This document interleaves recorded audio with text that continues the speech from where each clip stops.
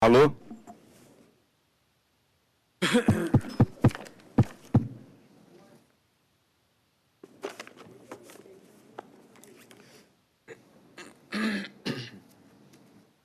Bom dia.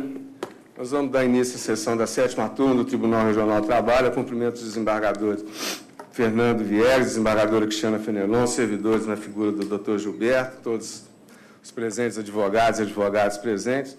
Está faltando ainda o Dr. Paulo Roberto de Castro, que já se encontra no prédio, mas para não atrasar o início da sessão e sendo possível o julgamento daqueles processos em que eu sou relator, com a composição de segundo votante, Dr. Fernando Viegas, terceiro votante, a doutora Cristiana, nós vamos dar início. Então, a sessão, e com a chegada, o Ministério Público também já compondo.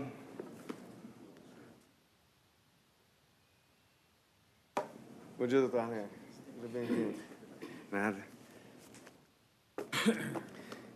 Então, vamos dar início, mas antes, fazer o registro, primeiro, retirar de pauta o processo 22 da minha sessão.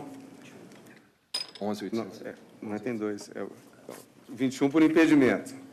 Então, 21, que é o processo 11.805/82/2017, que está retirado de pauta em razão de impedimento, nos termos do artigo 144.5 do CPC. E também retirar de pauta em razão de desistência o 21 da pauta, o 22 da pauta, processo 11.829/2017. Ambos de minha relatoria, esses processos são retirados de pauta. O outro deverá ser feito a redistribuição, com a devida compensação. Então, vamos dar início à sustentação oral pelo pregão, por favor, doutor Gilberto. Processo de relatoria do desembargador Marcelo Pertence, número 11 da pauta, processo número 10.850, inscrito o advogado Humberto Marcial Fonseca. Vou ler a conclusão. Coisa o recurso ordinário interposto pelo réu, salvo quanto às altercações relativas à incidência da prescrição pelo juizamento de ação de protesto pela CONTEC 2009, número discriminado por inovação recursal, colhendo preliminar arguida em contra-razões pelo autor. No mérito... Bom dia. Tá bom, Paulo? Não, preocupa não.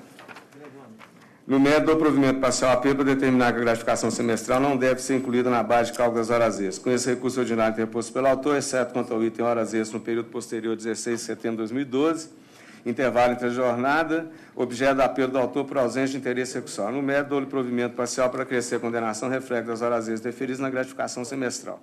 Faço as declarações para fins do artigo 832, parágrafo 3º da CLT, que a parcela, no caso deferida, tem natureza indenizatória. Mantido o valor da condenação por compatível. Não vejo o advogado inscrito não estar presente, eu consulto os demais votantes. Como voto? Presidente, eu tenho uma divergência aqui com relação à gratificação. E só para justificar por que eu decido assim, sempre decidi muito antes da OJ, né, da Caixa Econômica, e muito antes de qualquer... Esse caso, acho que é no 19 que o senhor fez oposição. Aqui também tem. Esse também tem. Ah, tem, então, perdão. Isso, é. Uhum. O que acontece é o seguinte, o empregado trabalhava 6 horas por dia. Foi convidado a trabalhar 8. E criada uma gratificação para compensar essas 8 horas. Então, isso, na realidade, é uma tentativa de fraude. Vai pagar uma gratificação que, na realidade, está pagando hora extra, mas em valor inferior. Como os dois participaram da fraude, tanto o empregado quanto o banco, eu entendo que os dois, né, são responsáveis. Se fosse só o banco, eu não daria. Mas o empregado aceitou, sabendo que aquilo não era gratificação, era um acréscimo de jornada. Então, isso, para mim, está pagando também pelo excesso que praticou. Por isso, eu defiro a compensação da gratificação com as horas extras. Perfeitamente. Eu mantenho, respeitosamente, o senhor me desculpa, eu não tinha visto nesse caso aí, eu já tinha notado que o 19 nesse não tinha visto. Sem problema. Minhas desculpas. Eu mantenho o voto respeitosamente, entendendo aí que, no caso, a aplicação do OJ70 é exclusiva quanto à Caixa Econômica Federal, em razão da situação específica naquele banco. Só para clarear, eu não estou aplicando a OJ. Para mim, a situação ou é admitindo isso, ou admitindo... Antes da OJ, eu já decidi assim também para a Caixa Econômica. E eu, no caso, aí, independentemente da aplicação da OJ, até porque eu não aplicava aqui a OJ 70, por entender indevida compensação de parcelas de natureza distintas, que seria a gratificação com horas extras. Então, independente da OJ 70, Então, nesse aspecto, eu peço vênia e manter o voto como apresentado. Nesse aspecto, eu sigo Vossa Excelência, presidente da turma.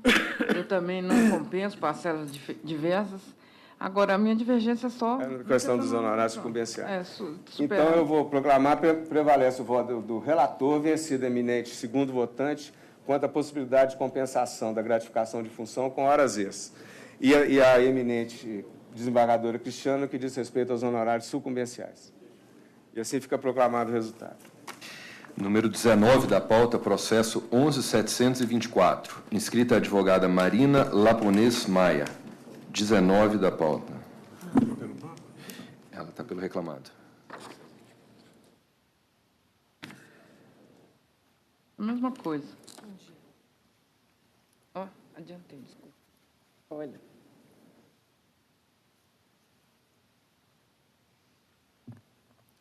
Você gostou desse livro, né? Conhecido o recurso ordinário interposto pelo réu e dou-lhe parcial provimento para excluir os reflexos das horas extras sobre o prêmio pecúnia.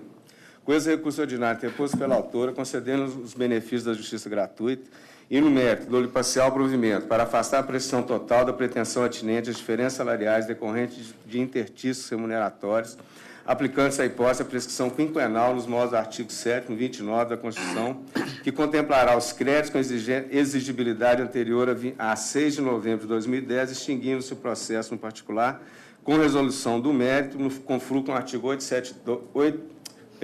487, 2 do CPC.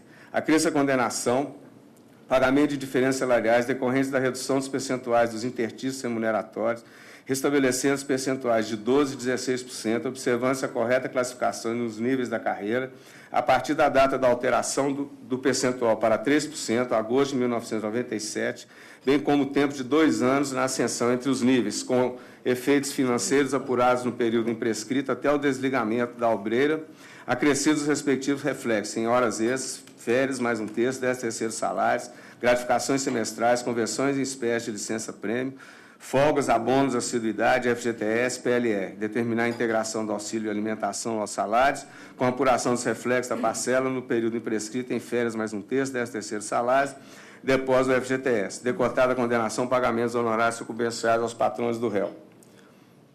Declara, para fim do artigo 832, parágrafo 3º da CLT, que entre as parcelas deferidas possuem natureza salarial, diferenças salariais, decorrentes da redução dos percentuais de intertícios, com reflexo em horas extras, férias usufruídas mais um terço, 10º salários, gratificações semestrais, bem como reflexo auxílio alimentação e férias usufruídas mais um terço, 10º salários. Eleva o valor da condenação para R$ 130 mil, passando as custas de 2.600 pelo réu. Essa é a proposta de voto, doutora. Marina. Doutora Marina, por gentileza, com a palavra. Bom dia a todos. Excelência, perdão, eu não ouvi a questão da 7ª e 8ª hora, que foi deferido quanto a gerente de relacionamento. Eu estou mantendo a decisão nesse aspecto. Sim. Eu gostaria negando de ver... provimento ao apelo do réu. Ok. Tem algum voto de divergência, excelência? Se a gente falar se tem ou não tem, já vai estar proclamado o resultado. Então, eu vou colher os votos. Ok. Doutor Fernando. A mesma divergência. A mesma divergência anterior, que diz respeito à possibilidade de compensação de gratificação de função com horas extras. E a doutora Cristiana Não também... com horas extras, com a 7ª e 8ª. Com a 7ª e 8ª, compensação da 7ª e 8ª, compensação. E a doutora Cristiana, conta a questão dos honorários sucumbenciais, que ela manteria a decisão nesse aspecto. Então, prevalece o voto do relator, vencidos o eminente segundo votante quanto à possibilidade de compensação da gratificação de função com as horas 6ª e 7ª horas referidas, e a doutora Cristiana quanto aos honorários sucumbenciais. Ok. Excelência, eu vou fazer a sustentação quanto ao cargo de confiança, a 7ª e 8ª hora que foi deferida ao reclamante. Doutora, mas a gente já proclamou, por esse que é o problema. A senhora perguntou se tinha voto, já falou o resultado. Excelência, senhora até perdão, porque normalmente a gente faz a sustentação fica... após ver se tem divergência, né? Porque às vezes os dois divergiam e não precisava fazer. Não fazer. tinha divergência. Então, pode ficar à vontade, doutora. Ok, obrigada. Considerando que a primeira instância considerou que o cargo da recorrida, no caso, não era cargo de confiança, sob o argumento que os caixas da agência não eram elas subordinados, o banco juntou provas documentais, tanto quanto a prova testemunhal, que foi ouvida apenas uma testemunha, foi confirmado que a reclamante possuía subordinados e participava do Comitê de Crédito e Administração da Dependência.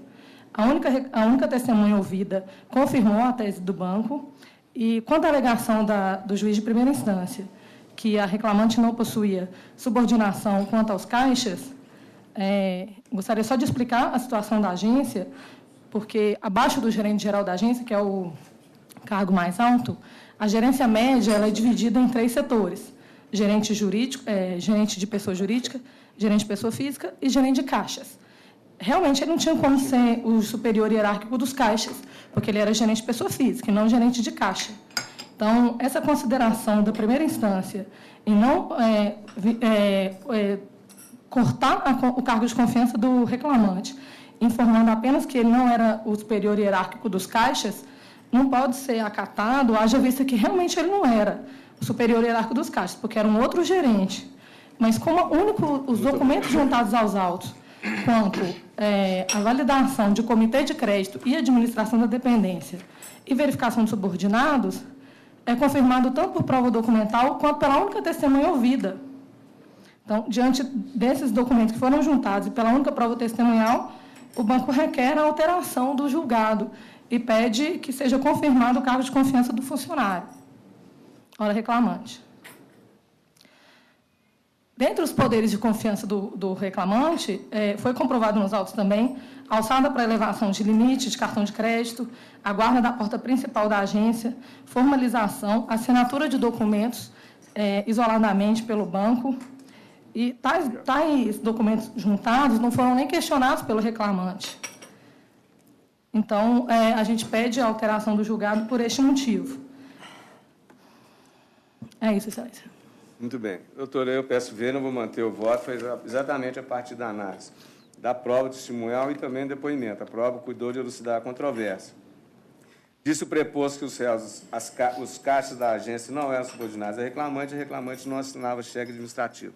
Transcrevo também o depoimento da testemunha do réu e, da mesma forma que na origem, eu concluo que não havia maiores prerrogativos no cargo ocupado, encontrando-se parte de suas funções engessada pelos limites estabelecidos pelo banco. O perfil operacional técnico das atividades incumbidas da autora não afasta enquadramento no cargo ocupado como de confiança bancária, não sendo relevante. Por esse fim, a importância técnica, grau de especialização da função e posicionamento do empregado em unidades táticas ou de negócio.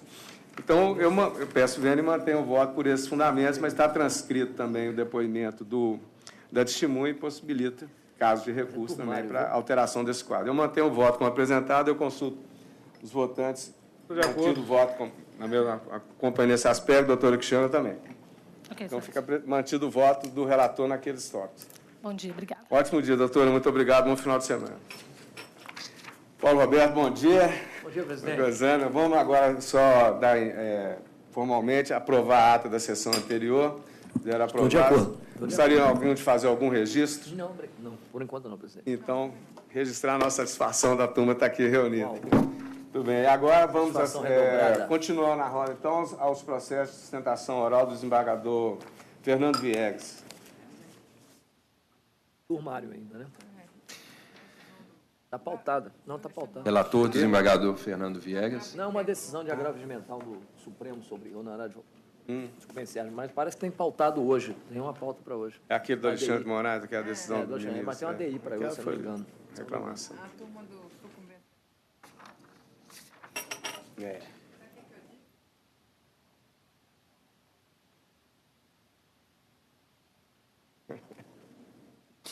Muito bem. Número 2 da pauta, relator desembargador Fernando Viegas, processo número 10.049, inscrito o advogado Alexandre Augusto Mioto. 2 da pauta. Hoje está. Ontem já estava também. Aí começa aquele negócio, você bota o voto, ele pula. Processo 2 da pauta. Desembargador Fernando Viegas, por gentileza, conclusão do seu voto. Eu estou conhecendo o recurso e, no mérito, dando provimento para condenar réu pagamento da indenização substitutiva da dispensa ilegal, referente ao período de 16 de agosto de 2016 a 8 de julho de 2017, com um salário mensal de R$ 957,45 e reflexo em aviso prévio, 13º salário, férias, texto constitucional, FGTS e multas 40%, determinando ainda a retificação da CTPS da autora para consignar todo o período deferido. invertido os ônus da sucumbência, fixando a condenação em R$ 19.588,63, com custas processuais do importe de R$ 391,77 a cargo da reclamada. E, para fins dispostos no parágrafo 3º do artigo 832 da CLT, foi declarada a natureza indenizatória das parcelas deferidas. Muito bem, doutor Alexandre, caso esteja fazer uso da palavra, por gentileza. Bom dia a todos. Corroborando com o voto do eminente relator, eu suscito apenas que se observem, caso os outros votos sejam divergentes, os 3 pontos principais da sentença, na qual se respaldou o douto juiz sentenciante quanto ao indeferimento do pleito, mais especificamente quanto aos argumentos de que, com o exame trazido aos autos, não era possível aferir a data de confirmação, até porque o exame resta bem claro que a autora se encontrava grávida de 7 semanas e o exame foi realizado no dia 25 de junho de 2016. Foram 3 meses antes da dispensa. O que podemos concluir também que, quando da dispensa, a mesma se encontrava com 4 meses de gravidez. Creio que isso também vai de encontro com outro ponto da sentença, que a reclamante, que não se pode dizer que a trabalhadora tinha confirmação do estado gravídico quando da dispensa, que foi um outro argumento que o doutor juiz sentenciante trouxe aos autos. Data vênia, resta bem claro que, com 4 meses de gravidez, já é possível totalmente afirmar o seu estado gravídico.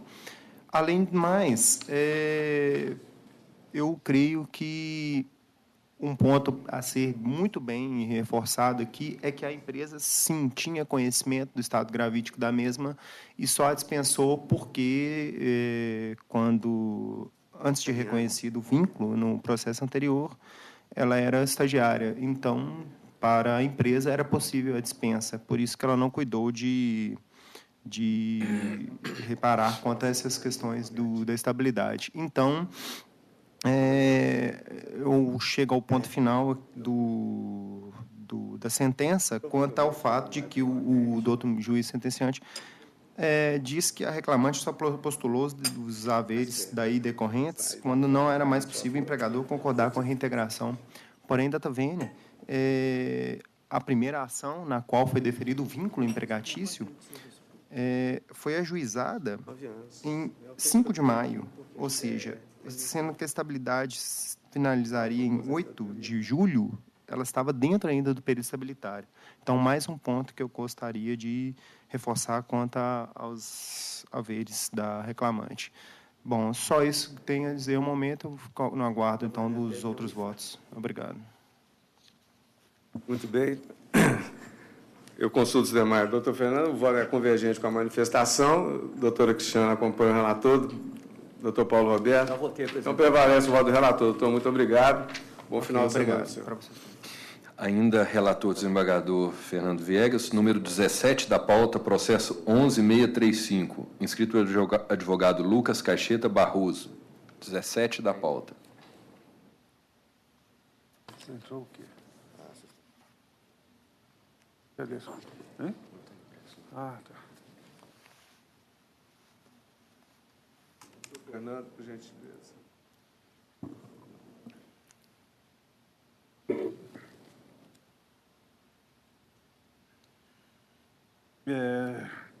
Estou conhecendo o recurso. Os recursos, sem divergência, dando passar o provimento ao da reclamante, para excluir da condenação os honorários advocatícios, e parcial provimento ao do reclamado, para excluir 2 horas extras por mês em razão da violação do intervalo entre jornada, e também os honorários advocatícios, mantido ainda o valor da condenação. Bem apresentado o voto pelo relator. Doutor Lucas, caso queira fazer uso da palavra. Bom dia a todos. Gostaria de cumprimentar os ilustres desembargadores presentes, na pessoa do desembargador-presidente, representante do Ministério Público, serventuários, colegas advogados. Pois bem, a sentença julgou improcedente os pedidos de equiparação salarial, dano moral, né, além de ter condenado a reclamante ao pagamento de honorários. Com relação à equiparação salarial, a reclamante gostaria de argumentar que, muito embora a sentença tenha julgado improcedente sob o argumento de que a reclamante não teria se desincumbido do ônus de comprovar a identidade de funções, a testemunha ouvida a arrogo da reclamada, ela confirma que a reclamante, muito embora admitida como assistente, ela, formalmente, por isso, não tivesse uma carteira de cliente, ela, de fato, ela gerenciava esses clientes da reclamada, razão pela qual, de acordo com o princípio, né, da primazia da realidade, requer a reclamante seja reconhecida a equiparação salarial pleiteada. Com relação ao dano moral, Doutor, em razão... esses dois temas não estão no recurso da autora, não. Da autora? Excelência, desculpe, estou vendo o processo errado. Perdão, doutor, vem. Não. Sem problema. Muito embora, né, aquela taquicardia tenha... Só para dar mais emoção. Perdão, doutor. Pois bem, com relação ao dano moral, pleiteado ao fundamento da cobrança de metas abusivas, o pedido foi julgado improcedente sob o argumento da ausência de abusividade na cobrança de metas. A prova oral, ela comprova que os empregados do banco, com frequência, eram obrigados a adquirir os produtos do banco para si, para familiares e amigos. Tanto é que as folhas de número 87 a 100 confirmam 17, que a reclamante teve que adquirir produtos do banco, irmã da reclamante teve que adquirir produtos do banco, além de amigos da reclamante. Então, a reclamante entende que restou comprovada a abusividade das metas, pela qual requer seja a sentença reformada para condenar a reclamada ao pagamento de danos morais. Então, esses são os fundamentos da reclamante, do recurso da reclamante. Bem, doutor Fernando. Presidente, com relação à equiparação, para mim não ficou demonstrado que a reclamante tinha a mesma autonomia dos gerentes com quem ela quer se equiparar. Qualquer caso mais complexo, o gerente é que resolvia e a reclamante não. Então, o gerente tinha autonomia, ela não tinha. Então, embora ela pudesse até nem ser subordinada ao gerente, ela não tinha a mesma autonomia. Então, o cargo dela, para mim, era inferior. E aos danos morais, cobrança de meta, não entendo também que ficou demonstrado que havia qualquer excesso, nem exigência de que ela comprasse produto do banco para esse fim. Embora ela comprasse, no meu entendimento, ela comprava porque ela mesma queria bater a meta. Então, não por imposição do reclamado. Então, eu mantenho minha proposta.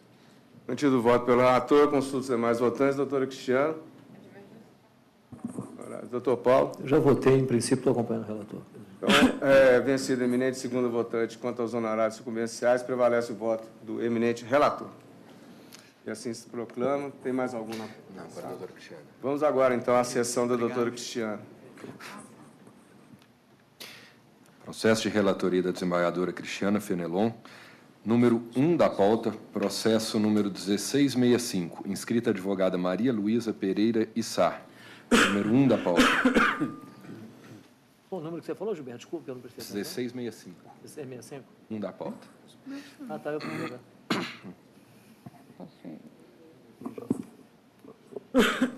Doutora Cristiana, por gentileza, conclusão do seu voto. Eu conheço do agravo de petição interposto pelo exequente, no mérito dou-lhe parcial provimento para, nos termos da fundamentação, afastar a realização de nova perícia médica e determinar o prosseguimento da liquidação dos valores relativos à pensão, autorizada a imediata execução do montante atinente à indenização por dano moral. Custas ao final no importe de R$ 44,26 pela executada. Tramitação prioritária desses autos. Doutora Luísa, por gentileza, com a palavra. Excelentíssimos senhores desembargadores, bom dia a todos. O caso em questão trata-se da interposição de uma ação revisional pela Copercam em relação à sentença já transitada em julgado que deu provimento aos pedidos do reclamante ao pagamento de pensão vitalícia, até ele completar 75 anos de idade, em razão de suposta invalidez total em razão de acidente de trabalho. Vê-se, Excelência, contudo, que a empresa ela entrou com essa ação revisional tendo em vista que ela entende que o reclamante ele não está atualmente inválido totalmente, o que desconfiguraria a situação de fato que foi julgada no processo de conhecimento.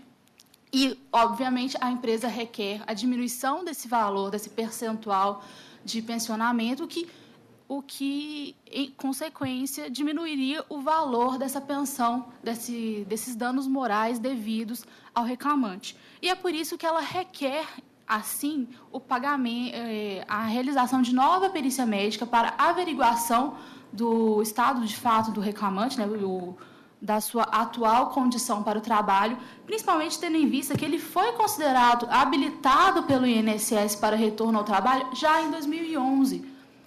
E, considerando a projeção desse pensionamento, entendemos que ele deveria ser diminuído e, por isso, requeremos a realização de nova perícia médica para avaliar este estado de fato do reclamante. Muito obrigada. Doutor Cristiano. Excelência, essa execução, ela sequer teve homologada a conta da liquidação, e aí a RE já ajuizou a ação revisional incidental nos autos do processo principal, pedindo nova perícia, dizendo que o argumento dela é que o sinistro ocorreu 7 anos antes, e o transcurso de tempo contribuiu para a consolidação da fratura e diminuiu a extensão das sequelas do dano, como se o transcurso do tempo simplesmente curasse essa situação. O exame pericial realizado durante a instrução da ação de conhecimento aconteceu em 18 de 4 de 2012, após a data apontada pela executada, acerca da recuperação da aptidão física, que foi atestada pela autarquia previdenciária.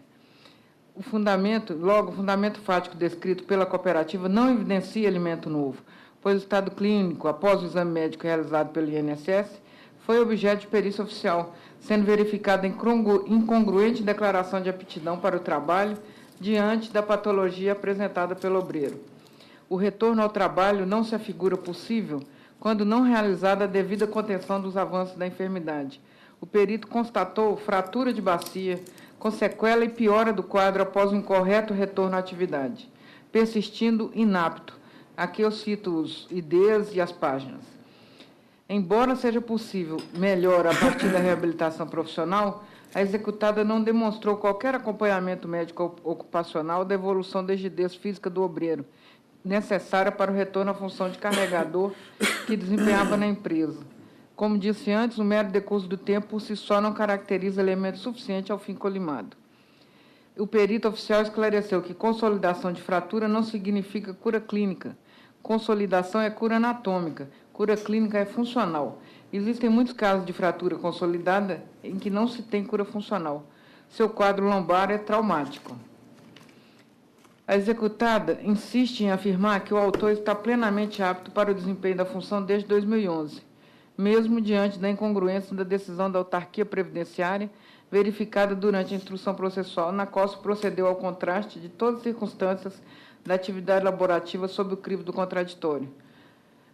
Embora a pensão fixada em parcela única pudesse ter o valor alterado por eventual modificação das condições de saúde entre a data da perícia, 18 de 4 de 2012, e a fase de liquidação, não há evidências de qualquer intervenção médica, fisioterápica ou terapêutica que sinalize a modificação do estado clínico do autor. Nesse contexto, a ação revisional, ajuizada em novembro de 2017, logo após o trânsito em julgado da ação principal, que ocorreu em 23 de agosto de 2017, e antes da homologação da conta de liquidação, sem garantia da execução e da abertura de oportunidade para apresentação de embargo de execução, caracteriza, mais uma vez, mero inconformismo com as decisões anteriormente proferidas. Então, eu estou dando provimento, em parte, para afastar a realização da nova perícia e determinar o prosseguimento da liquidação dos valores relativos à pensão, autorizando de imediato a execução do montante atinente à indenização por dano moral. Mantenho o voto. Mantido o voto pela relatora. Doutor Paulo Roberto. Acompanhando a relatora integralmente, presidente. Esse é o prosseguimento do que já existe. Eu também faço coro com os demais votantes e acompanho a eminente relatora. Muito e obrigada, assim se decide a unanimidade. Bom dia, doutora. Bom final de semana. Seguinte. Número 3 da pauta, processo 10252. Inscrita advogada Marine Vanuice Nogueira. 3 da pauta. Bom dia. Bom dia. Acuso o recebimento de memorial e vou pedir vênia para ir direto à conclusão. Por favor. Com êxito dos recursos interpostos pelas partes, no mérito, nego provimento ao recurso adesivo do réu e dou parcial provimento ao recurso ordinário interposto pela autora para deferir o pagamento de compensação por danos morais e estéticos no importe de R$15.000, além de deferir a reparação pelos danos materiais, tudo a ser apurado em conformidade com os critérios constantes dos fundamentos, que fazem parte desta conclusão. Acresço a condenação o valor de R$16.000, com custos adicionais a cargo do réu no importe de R$320. Todas as parcelas deferidas são indenizatórias. Muito bem, apresentado o voto pela relatora, doutora Marina, por gentileza, com a palavra. Bom dia, excelências. Com a devida vênia ao voto da ilustre relatora, ocorreu um acidente de trabalho no dia 9 de janeiro de 2017, cuja CAT foi emitida. Acidente este que é incontroverso, não foi negado. Contudo, não há para se imputar culpa por esse acidente à empresa, porque ele foi baseado em um ato totalmente imprevisível. Havia um relacionamento amoroso entre o ofensor e a recorrente, e relacionamento este que não era de conhecimento da empresa, dos colegas de trabalho, foi um fato exclusivo que ocorreu entre eles. Esse relacionamento teve término e eles continuaram convivendo normalmente no ambiente de trabalho. O ofensor, ele era uma pessoa calma, calada, nunca teve nenhum histórico de agressão na empresa, ele nunca ocasionou nenhum tipo de problema, nunca teve advertência, nunca teve uma má conduta, nunca teve nenhuma atitude que poderia chamar a atenção da empresa por uma agressividade do mesmo. Em um dia normal de trabalho, a vítima estava conversando com um colega quando esse ex-namorado, a gente não sabe ao certo qual o nível desse relacionamento que houve entre os dois, levantou e desferiu várias facadas, 4 facadas, no caso, nessa pessoa dentro do estabelecimento. Contudo, excelências, qual que seria a previsibilidade que a empresa teria de uma conduta de uma pessoa cuja a própria vítima não se sentia ameaçada por ela? Em momento algum foi apresentada qualquer queixa, qualquer reclamação de ameaça desse agressor, não foi requerida uma transferência de loja caso houvesse algum tipo de problema. Como já foi dito, isso era totalmente desconhecido da empresa, qualquer tipo de problema. Após a agressão, a empresa tomou todas as medidas cabíveis, conteve o agressor, foi chamada a polícia, a vítima foi encaminhada para o hospital, recebeu o devido tratamento, foi feita a justa causa desse empregado que praticou esse ato. Ao contrário do que alega a reclamante, não houve qualquer omissão da empresa no socorro à vítima. Ela foi encaminhada para a UPA da cidade de Lagoa da Prata, que era onde que eles trabalhavam, onde se localizava o supermercado. Acompanhada do gerente, a partir do momento que ela foi estabilizada, ela foi transferida para o Hospital João 23, que, apesar de ser um hospital público, ao contrário do que alega também a reclamante, é uma referência em traumas, então ela não foi encaminhada para qualquer hospital, ela foi encaminhada para o João 23, teve todos os procedimentos que seriam necessários no caso, teve alta 4 dias após, retornando para a empresa, retornando para a sua cidade. Apesar da inexistência de culpa, sensibilizada com a situação que ocorreu com esta funcionária, a empresa pagou toda a medicação que a ela era necessária, inclusive os recibos foram anexados aos processos, folha 101 e 102 dos autos. Não foi sequer impugnado pela reclamante essa medicação. A empresa ela retornou ao trabalho, solicitou transferência para a cidade de Bom Despacho, a empresa acatou a transferência. Quando ela chegou na cidade de Bom Despacho, ela não se adequou ao trabalho, ela requereu a volta para a cidade de Lagoa da Prata, a empresa concordou com a volta dela, reintegrou ela na cidade de Lagoa da Prata. Tudo que podia ser feito a favor da reclamante, a empresa fez, mesmo inexistindo culpa dela na ocorrência do acidente. As alegações recursais de inexistência de exames psicológicos e psiquiátricos no momento da contratação e de inexistência de vigilantes armados na empresa, com a devida vênia, não existe qualquer orientação legal para esse tipo de situação. A empresa recorrida ela é um supermercado. E o ofensor era um repositor. Não há qualquer necessidade que se faça um exame psicológico ou psiquiátrico para a contratação de um repositor para trabalhar em um supermercado. Da mesma forma que não há necessidade de que possuam vigilantes armados em um supermercado. Até peço licença aos senhores para dar um exemplo. Essa é uma situação do dia a dia. Esse tribunal ele tem vigilantes armados. Ele tem uma segurança tanto para o pessoal quanto para o pessoal interno. Supomos que tivessem 2 funcionários que tivessem um relacionamento amoroso que não fosse do conhecimento de ninguém, que terminasse esse relacionamento, eles continuassem tendo uma vida normal, convivendo normalmente no ambiente de trabalho, e um dia, por um surto de uma dessas partes, houvesse uma agressão. Por mais que existam vigilantes por todas as partes, é uma situação imprevisível. Não tem como a empresa prever que esse tipo de situação irá acontecer. A única coisa que pode ser feita é o que a empresa fez, que é afastar o agressor, chamar a polícia, dar toda a assistência necessária para a pessoa e, inclusive, dispensar esse funcionário por justa causa, porque a empresa não pode continuar, obviamente, com uma pessoa depois de ter feito uma situação dessa, né?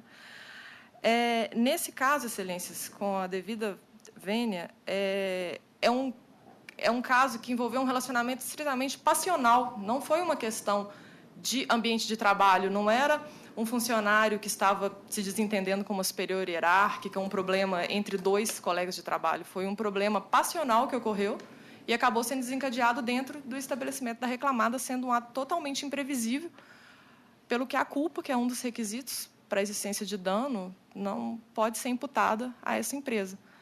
Pelo que, com todo respeito ao voto da ilustre desembargadora relatora, gostaria de requerer que fosse negado provimento ao recurso da reclamante, tanto quanto à indenização por danos morais, materiais e estéticos.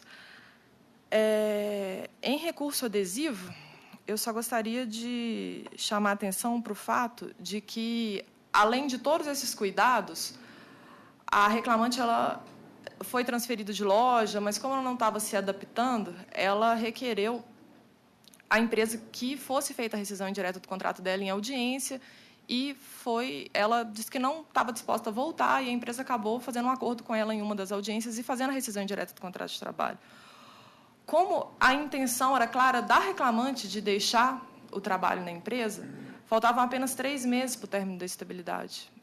Seria compreendido como se houvesse uma renúncia tácita a essa estabilidade que ainda havia, pelo que eu requero o provimento do recurso adesivo apresentado pela empresa. Muito obrigada. Muito bem. Doutora Cristiana, por gentileza.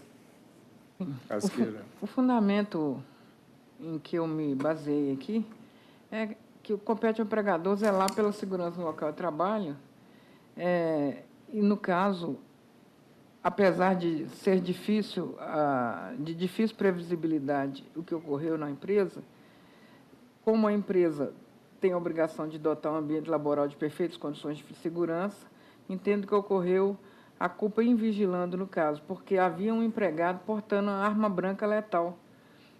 Se em face de relação amorosa ou não, isso não vem ao caso. O caso é que havia um empregado lá dentro portando a arma branca letal e fez uso dela. Faltou, então, a empresa com o dever de fiscalização do ambiente laboral. Aí eu condenei ao dever de indenizar com base na culpa invigilando. Excelências, posso só fazer uma consideração, por favor? Doutora, matéria de fato, por favor. Não, desculpa, é só uma consideração. É porque é um supermercado, ele era repositor, então ele tinha acesso à arma branca, inclusive isso como fato instrumento incontroverso, de trabalho. doutora Cristiana. Bom, e no que diz respeito à rescisão indireta, à renúncia à estabilidade, celebrado o acordo judicial, a reclamante deu quitação exclusivamente pelas parcelas citadas, prosseguindo quanto às demais. Nada foi combinado a respeito das pretensões relacionadas à estabilidade provisória, não cabendo reconhecer, por isso, a renúncia a tal pleito, posto que a manifestação da trabalhadora deveria ser expressa por meio de ato inequívoco de vontade, principalmente por se tratar de verba alimentar garantida por lei. Constatada a incapacidade laborativa e concedido o benefício do auxílio-doença por acidente de trabalho, impõe-se a garantia da estabilidade acidentária. não representa renúncia a esta garantia legal, percebimento de verbas rescisórias, saques do FGTS e levantamento de seguro-desemprego pela autora, uma vez que o ato do empregado pelo qual renunciou ao direito deve ser visto com ressalvas, como exceção, precisando sempre da manifestação expressa. É como voto. Mantido o voto pela relatora, consulta do desembargador Paulo Roberto. Presidente, eu primeiro acuso recebimento de memorial. O advogado esteve lá no meu gabinete foi na segunda-feira, tá? Eu recebi. Eu até me detive bastante nesse processo, né? Agora, inclusive, li o memorial integralmente e me parece que se não me engano, que a sentença do primeiro grau não reconheceu o que a relatora agora reconhece e foi baseado, e me parece que o fundamento básico e a sustentação oral demonstra isso, essa questão uma amizade íntima, de um relacionamento amoroso entre a empregada e o agressor, né? Que culminou dentro lá do supermercado BH uma agressão física com uma facada que, felizmente, não levou a empregada à morte, né? Mas, se observarmos, a única prova que foi produzida no processo, que é a prova oral, a testemunha não confirma isso, não confirma esse relacionamento amoroso. E mesmo se confirmasse, aí me parece que eu pedi no vênia à ilustre advogada, inclusive ao advogado que levou memoriais, aqui nesse caso, em sendo um supermercado, e nós sabemos que o supermercado, independente de qualquer coisa, zela pela segurança não só dos clientes, mas principalmente seus próprios empregados, né? Então, na esteira do voto da relatora, presidente, e aqui eu peço vênia à ilustre advogada, porque, num primeiro momento, se leva a imaginar que, sendo dois namorados, ou amantes que seja, que seria algo imprevisível. O problema é que aconteceu dentro do ambiente de trabalho, dentro do supermercado, né? E aí, como a relatora estabelece em seu voto, aí me parece que nós caminhamos pela culpa objetiva, como foi dito aqui, e destacando que nós não temos a comprovação. E a pergunta é, se comprovasse um relacionamento entre ambos, mudaria a responsabilidade objetiva pela agressão? Me parece que não. E no acordo ficou, inclusive, estabelecido, foi feito um acordo posteriormente, né, da rescisão indireta, em que há um reconhecimento do próprio acidente de trabalho. Então, tudo leva a crer, presidente, que, no meu sentir, a despeito da tentativa, da descaracterização da responsabilidade, parece aqui que a relatora caminhou, ao meu ver, pelo caminho correto, ao destacar que aqui é caso mesmo de responsabilidade objetiva. O empregador responde pelos danos que são causados aos seus empregados dentro do ambiente de trabalho. Então, eu vou pedir, de forma bem sucinta, pedir vênia à ilustre advogada, eu estou acompanhando o voto da relatora. É uma observação de Vossa Excelência, né? Perfeitamente. Só observação de erro material, só isso, né? Me parece que não é só isso. Mas eu estou com o voto da relatora. Estou acompanhando. Acompanho o relator. Eu também parabenizo o advogado, recebi o memorial, fez sustentação, todo o esforço argumentativo, mas eu baseio, a relatora levanta a questão também da culpa, mas eu baseio principalmente no artigo 932, que está citado aqui, tem 13, a responsabilidade objetiva do empregador, sabendo ou não sabendo de um relacionamento que sequer foi bem provado, segundo os termos da própria sentença, independentemente disso, ainda que não fosse, ainda que fosse, foi um ato praticado pelo empregado e o empregador responde por isso. O mesmo exemplo que a gente pode dar, que não seria excludente de responsabilidade objetiva, o dono do supermercado está lá em casa, está dormindo, tem um vigilante que não tem carteira, está lá tomando conta dos carros, pega um carro, sai e atropela o cachorro de uma madame, ou tromba no carro de alguém. Isso vai excluir a responsabilidade do empregador? Não.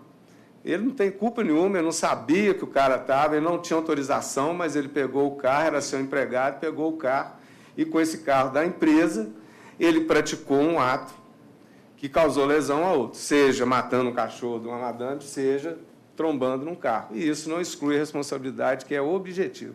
Então, dá essa máxima vênia, todo esforço argumentativo, eu aplico, e como a relatora aplicou também, traz várias decisões do Tribunal Superior do Trabalho, inclusive uma delas, eu estou verificando aqui, é da primeira turma, no dia que eu estava participando lá na primeira turma do TST. Então, eu peço vênia e acompanho integralmente o voto da relatora também nesse aspecto. É a primeira delas, né? Do É, ministro Valmir, foi até 6 de abril, que coincidentemente foi dia do meu aniversário, na quarta-feira. Hein? Parabéns, mas não, há 2 anos atrasado, não tem problema. Eu deixei para Vossa Excelência falar sobre a responsabilidade objetiva, que eu sei que Vossa Excelência gosta. Gosta muito obrigado. Eu fiquei só na subjetiva mesmo. Dona Marina, e assim se decide, transmito um abraço ao professor Haroldo Plino, Sim. que é um querido professor e querido amigo. Tá ótimo. Por gentileza. Muito obrigado pela presença, bom final de semana. Bom dia, também, obrigado. Eu falei só da subjetiva e deixei para Vossa Excelência. Deixa eu... Mas eu falei para ele. Falei aqui no seu lugar. Eu sei o problema. Teve uma vez, eu fui fazer uma palestra na Milton Campos, foi esse problema do objetivo. Foi um voto nosso aqui, era o problema da... O cara botou aquelas canetinhas com vídeo e gravou as moças dentro do banheiro. E aí o empregador foi condenado, responsabilidade objetiva. Aí ele estava debatendo com os alunos na Milton Campos. Internet? Não, mas... Eu acho até que saiu. Não sei se pôs na internet, não. Mas o fato é que o empregado filmou. E aí um aluno da Milton Campos, poxa, mas o empregador não está nem sabendo o que ele pode fazer. Eu falei, então tá bom, você tem carro? Imagina se pega o vigia, desse exemplo que eu dei aqui. Você vai abrir mão de cobrar do supermercado falando que o dono não sabia de nada? Ou então uma empresa de ônibus bate no seu carro, destrói seu carro. O empregado... Passa por cima do seu carro. Aí você vai cobrar do empregado, porque o empregador, coitado, ele estava lá em casa, não sabia. Por isso que a responsabilidade é objetiva. O exemplo que você deu é muito bom, mas eu prefiro dizer assim, pô, era melhor ter atropelado o cachorro, não a madame, né? Porque aí... Não, só o cachorro da madame. Porque isso aí, às vezes, causa mais indignação. Eu recebi aqui... Aí é a história do papagaio. Porque os cachorros, a situação de cachorro, porque realmente eles entram na vida das pessoas. Eu estou exibindo um amigo aqui, acompanhando... Já morreu, a morte da cachorra da filha dele, que quando ela tinha que sair, ele que tinha que tomar conta, vira um ente familiar mesmo. Então... Sem coisa, vira mais um na família. Nossa aí que fala que da palestra aqui, ele fala, mate o papaca, não mate o dono, mas não mate o papagaio. Vamos agora à sala do nosso decano. Não está indo. Não tem